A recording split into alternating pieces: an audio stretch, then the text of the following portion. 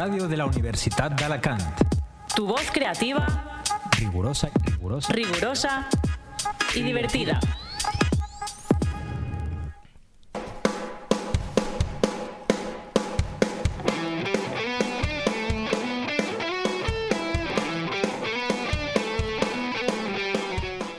Muy buenas y bienvenidos a La Voz Docente.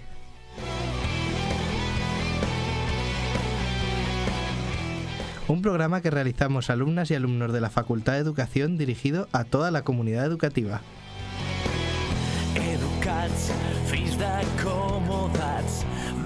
Nuestro programa está formado por Naira Baisauli, Agnes Fuentes, Julia Pérez, Lucas García y un servidor, Luis Martínez.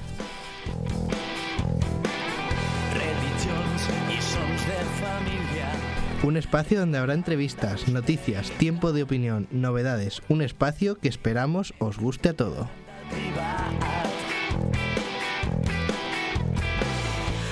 Comenzamos.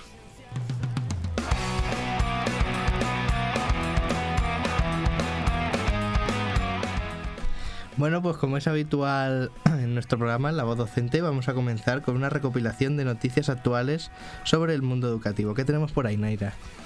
Educación llama a frenar la discriminación a chinos en los colegios. La psicosis en torno al el coronavirus no se nota solo en las farmacias o en las urgencias de los hospitales, también se ha detectado en los colegios. El Ministerio de Educación confirma que se han vivido episodios de discriminación hacia niños y niñas en algunos centros educativos. En algunos lugares como Barcelona se han denunciado agresiones a miembros de la comunidad china, el lugar donde el nuevo coronavirus saltó de los animales a los humanos y donde comenzó la epidemia. En algunos centros se denunció que ni siquiera se había activado el protocolo antiacoso para proteger a los pequeños. Educación y Sanidad parecen creer que estos episodios de acoso son fruto de la desinformación y de los rumores. Pues como estamos viviendo esta epidemia tan mediática que está habiendo, pues sí que nos llegaban noticias de que habían casos de pánico extremo, ¿no? en centros educativos contra niños chinos por temor a un posible contagio, y la verdad es que la desinformación ha hecho, yo creo, bastante daño, no solo a nivel de centros educativos, sino también a nivel de población en general, que estamos viendo que hay casi un pánico generalizado de la gente por ponerse mascarillas y todo. Y bueno, comentar un poco pues este caso a nivel de centros educativos que se está viviendo y que hay niños que lo están pasando mal por este tipo de histeria colectiva que parece que está habiendo. ¿Qué más tenemos por ahí? La futura ley educativa llegará este martes al Consejo de Ministros, la llamada LOMLOE. Uno de los aspectos más lesivos de la LOMCE que la LOMLOE corregirá es la división de los alumnos en diferentes itinerarios según sus capacidades académicas. Con el modelo actual, un estudiante que no consigue promocionar en segundo o tercero de la ESO es derivado a la llamada formación profesional básica, y en función de los criterios de la Junta de Evaluación del centro, hay alumnos que al aprobar ese curso obtienen la titulación de la ESO y otros que no. En primaria se eliminará la posibilidad que contempla ahora la LOMCE de que los alumnos puedan repetir en cada uno de los cursos, y en su lugar establecerá que solo puedan repetir curso al final de cada etapa, segundo, cuarto y sexto de primaria. Además, contemplará que los estudiantes que suspendan más de 2 asignaturas en la ESO puedan pasar de curso de forma excepcional si el equipo docente considera que la naturaleza de las asignaturas no superadas le permite seguir con éxito el curso siguiente. En bachillerato se podrá conceder el título con una asignatura suspensa, también de forma excepcional. Ahora mismo es obligatorio superar todas las asignaturas de los 2 cursos para hacerse con la titulación. La religión es otro de los grandes cambios. Su oferta ya no será obligatoria en primero y segundo de bachillerato, y las calificaciones no computarán para el acceso a la universidad o la obtención de becas. Educación en valores cívicos y éticos pasará a ser obligatoria para todos los alumnos en un curso de primaria y en otros cursos de secundaria, aún por determinar. Bueno, pues aquí tenemos algunos de los aspectos más relevantes de lo que propone esta nueva ley educativa. Y por lo que a nosotros nos respecta, otra ley nueva para estudiar que creo que me imagino que nos informarán en las asignaturas, este cambio de ley, que tenemos que aprender las nuevas consideraciones de esta nueva ley para poder preparar las oposiciones en un futuro y nuestra carrera. Así que vamos a pasar ya a la parte principal del programa, a la entrevista con Rubén.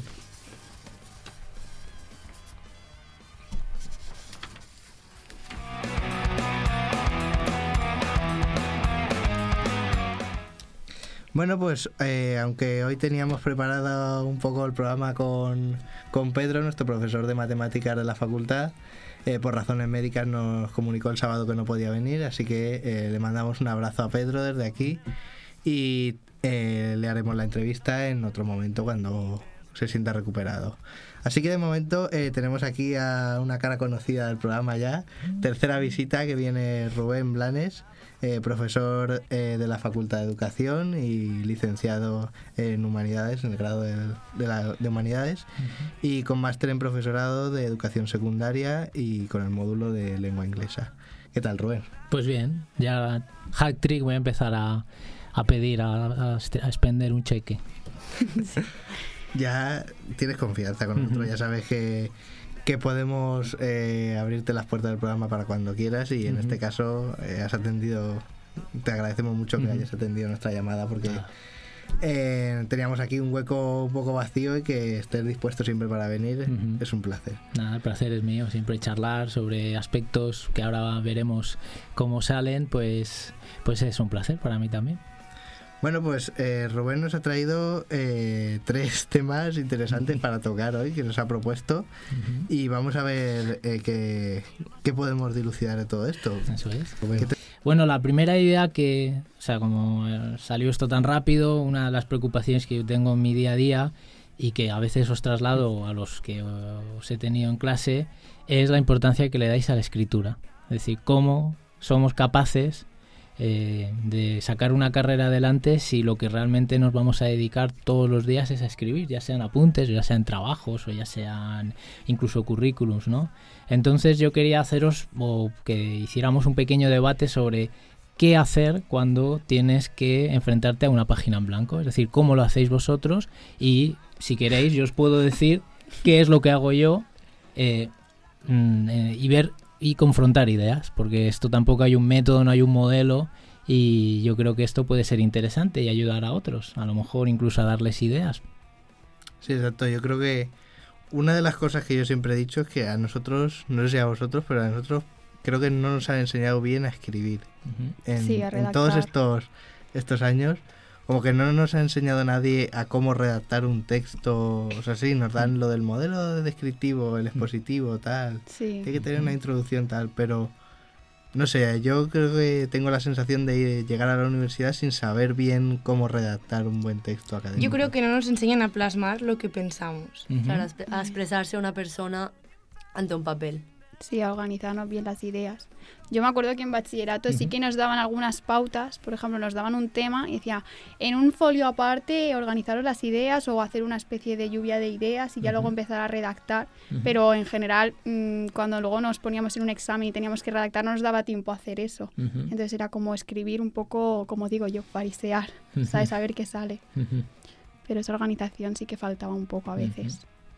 O sea, estáis hablando de varias cosas, es interesante que comentes tú de plasmar una idea. Yo creo que se nos olvida mucho, y esto es importante, que la escritura es el reflejo de lo que pensamos, no solo de lo que sabemos, porque muchas veces sabemos más pero no sabemos plasmarlo. ¿Significa que está mal? No, significa que necesitarás otras palabras o más espacio para poder desarrollarlo, pero yo cuando corrijo vuestras prácticas, por ejemplo, ya poniendo un caso más concreto, me cuesta mucho ver que vosotros estáis ahí. Son prácticas que están bien hechas, incluso bien organizadas, pero que curiosamente dicen lo mismo unas y otras. Entonces ahí siempre me supone un dilema, ¿no? Cómo explicaros que somos lo que escribimos. Es decir, a mí no me interesa tanto lo que pienses, sino cómo lo escribes y cómo eres capaz de transmitirlo en un papel, ¿no? Que al fin y al cabo es el vehículo de comunicación fundamental de un profesor. Siempre se dice, vais a hablar mucho, sin duda, pero vais a escribir el doble. No solo vais a escribir en vuestros exámenes, sino que vais a escribir en vuestro día a día. Cuanta mayor claridad, que este es un término que sí que quería traeros aquí, porque en la academia, sobre todo en la universidad, se tiende mucho a, como tú estabas comentando, ¿no, Luis? Escribimos de manera académica, escribimos de una manera muy forzada. Para escribir quizás la primera idea que nunca, o al menos yo intento no olvidar, es que si no soy capaz de ver qué he puesto, o sea, entender perfectamente la claridad de esa frase, entonces aunque esté bien escrita no me sirve. O sea, hay que buscar la sencillez, la simplicidad, y antes, que no lo habéis dicho, yo os recomiendo, y creo que lo digo mucho en clase, que la mejor pauta para escribir no es que os digamos cómo hacerlo, sino es que leáis, que veáis cómo otros lo hacen, porque no hay un método. Yo, por ejemplo, cuando tengo un trabajo, puedo hacer un esquema, ¿vale? Pero hay veces que ese esquema me frustra o me corta o coarta la espontaneidad, y yo lo que quiero es un texto más fresco, incluso un texto de la universidad. Entonces, ¿cómo lo hago? ¿Qué hago? ¿Me lanzo al vacío y veo cómo va? Y a lo mejor luego puedo retroceder, pero todo eso también te lo da la experiencia, y dependiendo de lo que tú quieras hacer, optas por una opción u otra. Pero es muy importante, y insisto en ello, que leáis de todo, desde la prensa hasta pequeñas noticias, y sobre todo que leáis libros, ¿no? Que es donde os van a dar, yo diría que los motivos para seguir escribiendo. Uh-huh. Exacto, yo creo que una de las cosas que has dicho, el leer, yo creo, para adquirir vocabulario, y no solo para el vocabulario, sino para lo que dices, para ver cómo escriben otras personas, porque yo creo que al final y al cabo lo que pasa es lo que dices, que todos los trabajos parece que los ha escrito la misma persona, en nuestras prácticas. Y no es porque esté mal, sino porque estáis en el mismo nivel, estáis hablando lo mismo, y realmente estáis utilizando el mismo nivel de pensamiento, ¿no? El mismo nivel de abstracción. La escritura lo que intenta es, de esa abstracción, llevarla a algo concreto. Entonces, los que más saben son los que son capaces de trasladar un pensamiento complejo a algo que se podría reducir a un párrafo. Y vosotros a veces ponéis páginas y páginas y páginas, y no tenéis problema a la hora de ligar ideas, pero realmente ¿es esa línea la que yo quiero poner? Esa para mí es una pregunta clave. Yo estoy ahora escribiendo mi tesis, y cada 2 minutos suelo parar para decir, ¿es eso lo que quiero decir, o es lo que quiere decir el autor que he leído y que me está suplantando? Hay que imitar, pero también hay que saber dónde está tu voz. Y en la escritura es que es la diferencia. O sea, yo sería capaz, sin tapando vuestros nombres en los trabajos, si leo 2 prácticas, más o menos distinguiros. Pero hay días que es que podría poner el nombre y todas las prácticas son iguales. Es curioso que ese fenómeno pase y que no hagamos nada para remediarlo, ¿no? Cuando nos interesa tanto contar qué sabemos, ¿no? O saber o explicar qué experiencia tenemos, ¿no? Sí, a veces es como que enredamos demasiado nuestras ideas y no plasmamos exactamente lo que queremos decir. Y sí que es cierto que los grandes novelistas o grandes escritores plasman sus ideas con una simplicidad que luego llegan al público, claro, de esta manera. Y esa simplicidad, que es otro término que os he dicho antes, que estaría ligado a la claridad, es de apariencia sencilla e inocente, pero exacto, es muy compleja. O sea, es tremendamente complejo escribir una línea o un párrafo, ya sea un trabajo en la universidad o ya sea un ejercicio que queráis hacer, donde estéis vosotros, donde realmente digas, este soy yo, y esta práctica estoy satisfecho porque me he expresado. Para llegar ahí, ¿qué creéis que hay que hacer? Pero también es un poco como desinhibirse, ¿no? Porque pero está relacionado con eso, pero ¿qué creéis que hay que hacer? Porque cuando estamos con una página nos cubrimos con esas palabras. Tú has hecho un término muy interesante, ¿no? Desinhibirse, pero todavía más, yo iría un paso más.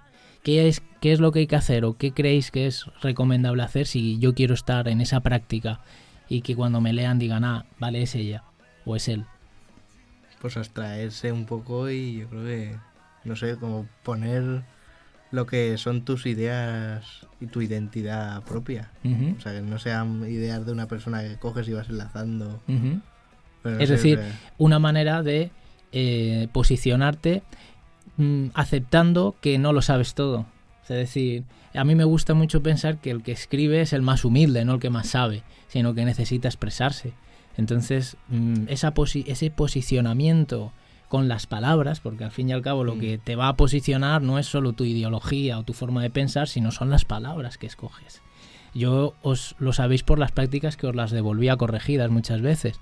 O no os corregía las ideas, sino corregía las palabras, porque esas palabras connotan algo, tienen un significado, entonces no podéis ponerlo y esperar que yo me quede ante ese texto, ante esas palabras con los brazos cruzados, sino que ahí es donde vosotros estáis jugando vuestra partida, ¿no? Y diciendo qué sois y qué pensáis. Exacto, yo creo que muchas veces lo que pasa es que tenemos como poco tiempo para escribir los textos, tanto las prácticas como los exámenes, y yo creo que también otro problema que creo nos causa bastantes problemas a la hora de plasmar nuestra identidad es lo del mínimo de palabras. El que nos digan, pues esta práctica tiene que tener mínimo 2 páginas o claro, tiene que tener 150 palabras. Eso, yo entiendo lo que dices, ¿no? Del mínimo o el máximo. Cuando te pongas a escribir, o sea, no puedes pensar en la longitud, sino que tienes que pensar en el contenido. No es una cuestión de lo andado, sino de cómo lo estás andando.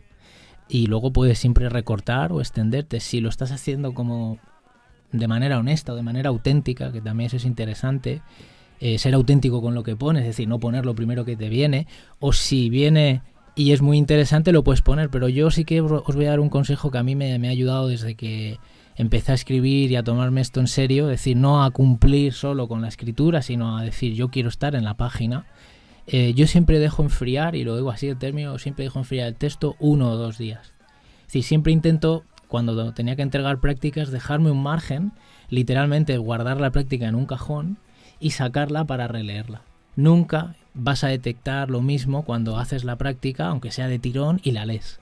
Es totalmente imposible, es como si tu cerebro se hubiese bloqueado y tú eres incapaz de leer nada y de detectar qué elementos pueden ser mejorables o realmente si es lo que yo quiero decir, ¿no? Eso es verdad, porque justamente ayer estaba haciendo una práctica sobre música de las TIC, bueno, al analizar unas TIC, y me pasó eso, que estaba redactándolo y decía, bueno, ahora lo tendré que releer a ver si lo he hecho bien o si he fallado en algo, y era como que era incapaz de como entrelazar las palabras a ver si tenían un significado y tal, y luego como que me fui a cenar y lo volví a leer y ya dije, pues mira, está bien compuesto, tal, o sea, me di un margen ahí. Sí, el margen es no solo el espacio o el tiempo que te des y lo que te suceda entre la escritura y luego la posterior lectura, sino que es un poco darte a ti mismo un respiro. O sea, no se puede escribir con prisas. Puedes escribir con velocidad en el momento de hacerlo, pero siempre tiene que haber una pausa o en la lectura o algo así como una meditación sobre lo que has escrito,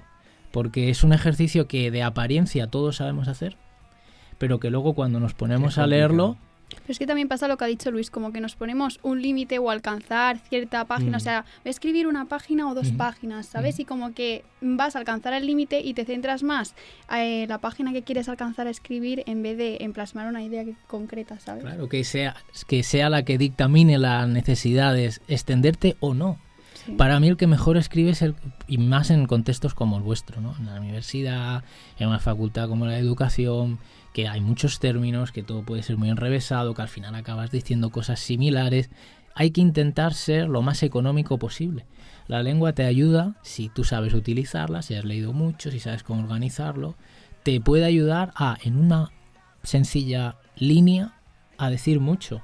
Y esa línea te va a animar a seguir, porque lo que no se puede hacer es estar volviendo siempre sobre la misma idea en un texto que dura 5 páginas y que me está empezando a enfadar cuando los leo, ¿no?, los domingos por la noche con un candil. Entonces es cuando me pongo tenso y a la vez me preocupa, ¿no? Porque significa que hay algo que todavía falta, ¿no?, por desvelarse.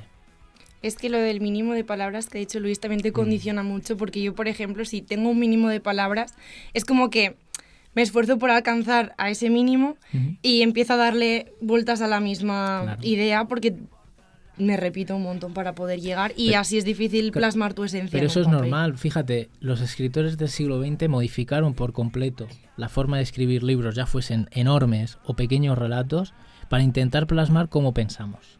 La repetición, repetir términos, desde un punto de vista literario, hasta el siglo XX no estaba bien visto. Es decir, si en una misma línea aparecían 2 veces la palabra casa, por ejemplo, pues tenías que buscar un sinónimo, decir casa o hogar, ¿no? Pero en realidad nuestra mente no funciona de esa manera tan jerárquica y ordenada. Somos caóticos.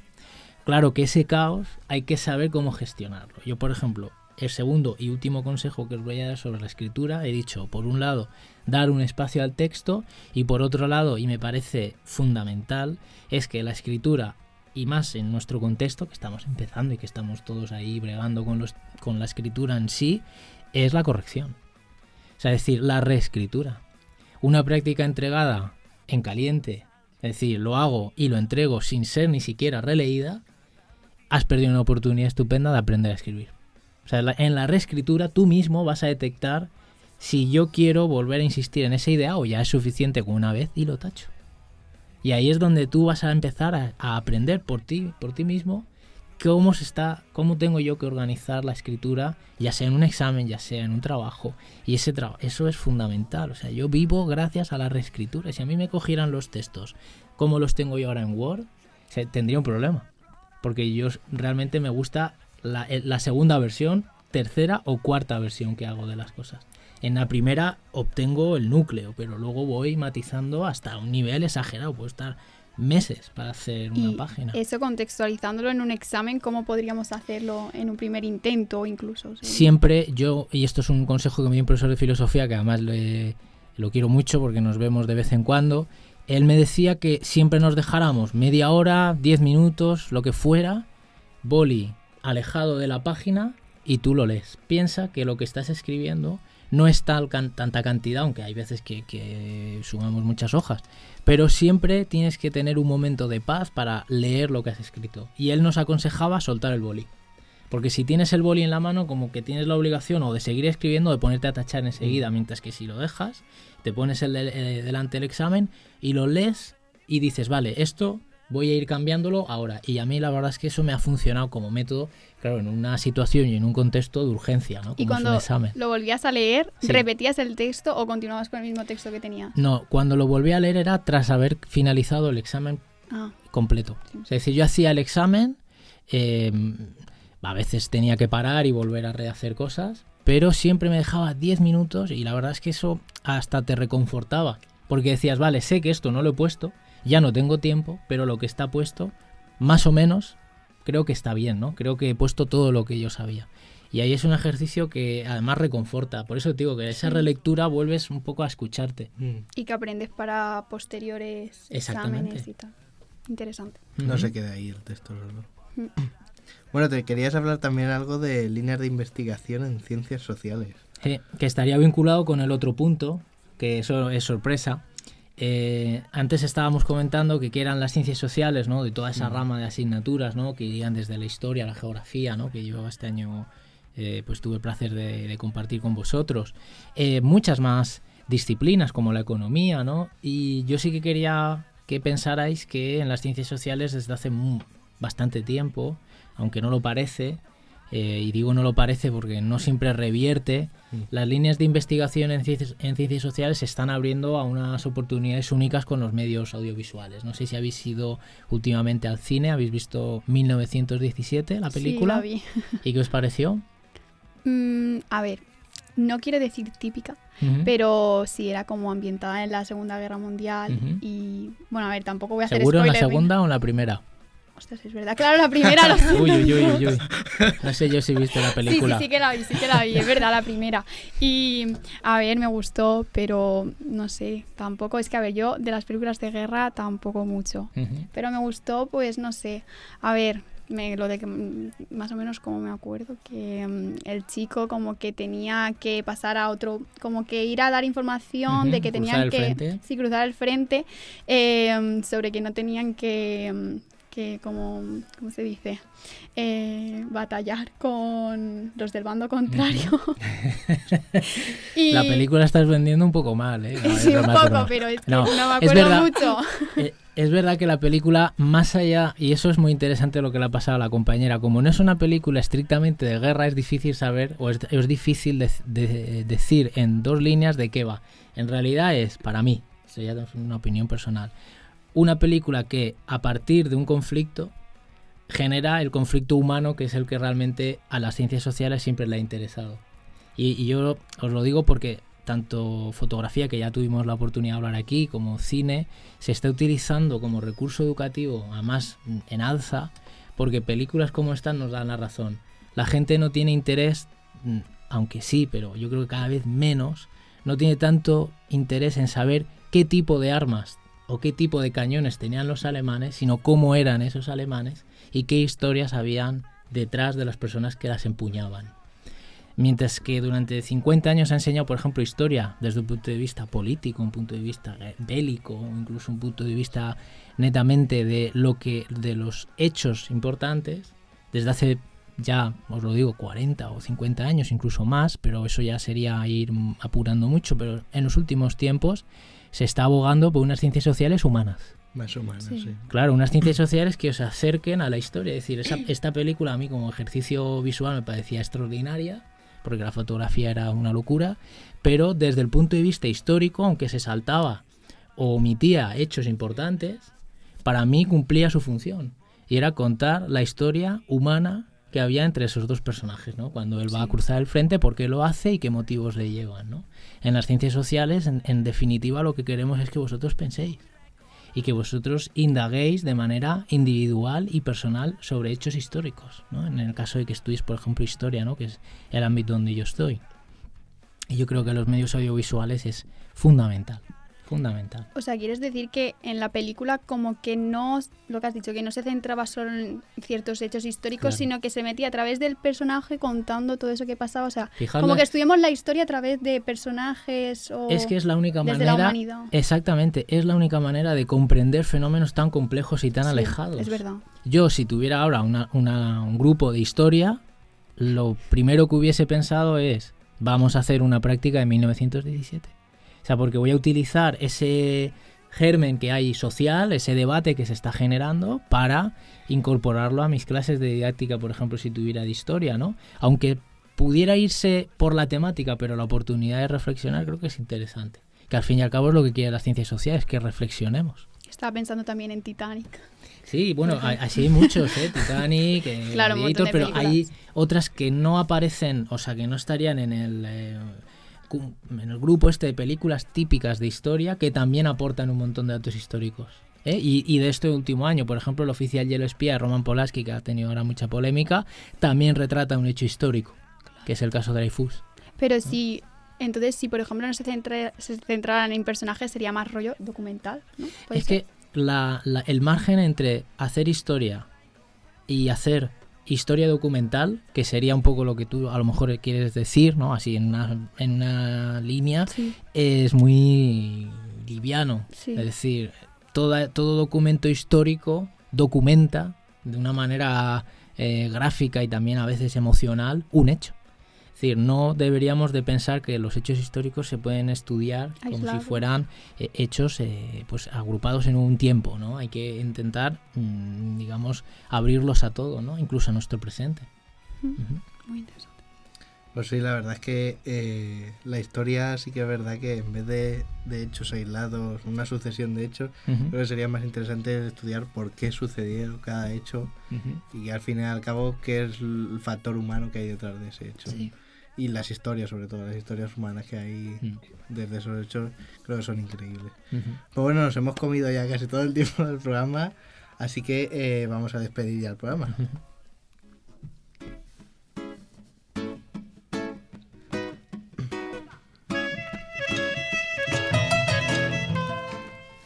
Bueno, pues hemos dado yo creo que algunas pautas muy interesantes sobre escritura, que creo que nos hacen mucha falta, sobre todo para trabajos académicos y para el mundo universitario.